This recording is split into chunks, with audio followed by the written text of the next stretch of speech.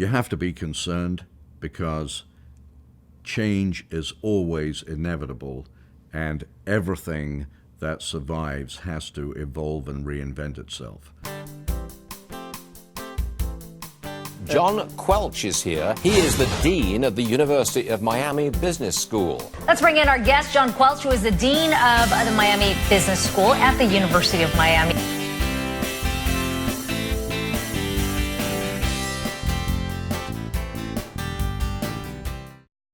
Capitalism is under pressure. There's no doubt that there's been an erosion in the percentage of the U.S. population who believe that capitalism is for sure the best system, and there has been a corresponding increase in the number of people who think that socialism is an acceptable alternative.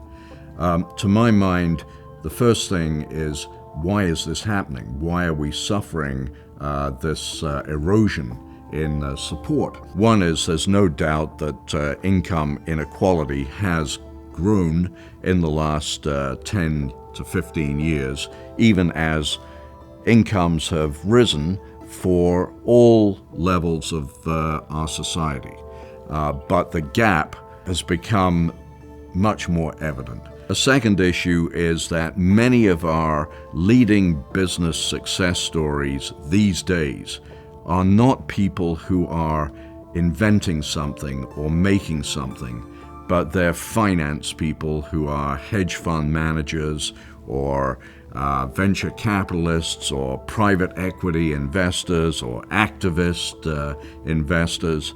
And the general tendency has always been, perhaps erroneously, but to view these people as not necessarily adding that much value, but rather to focus our attention on positive business role models, such as, for example, Steve Jobs or Bill Gates, and so forth, people who've really changed our lives through what they've invented.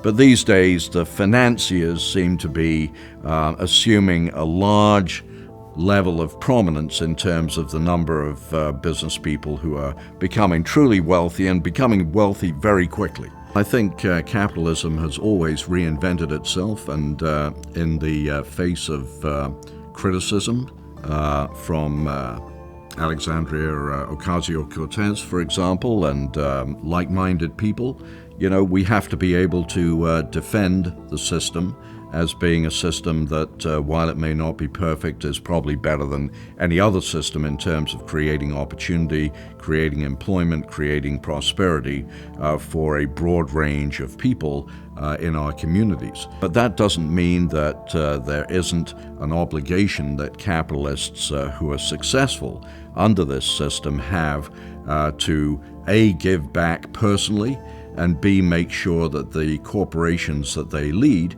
are also giving back to the communities in which they operate and developing their employees to their absolute potential, as well as taking good care of consumers by offering only safe, attractive products that promote health and well-being, for example.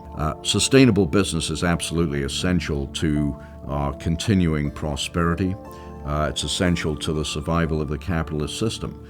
And so it's very important that every company understand its obligations beyond obligations to shareholders, to include the broad range of stakeholders on whose success the long-term future of that corporation is going to depend. You have to be concerned because change is always inevitable, and everything that survives has to evolve and reinvent itself. So we as capitalists have to put forward the best case we can for the system that we believe is the best available to our communities and our people to advance their prosperity, well-being, and self-worth. But at the same time, we have to reinvent it.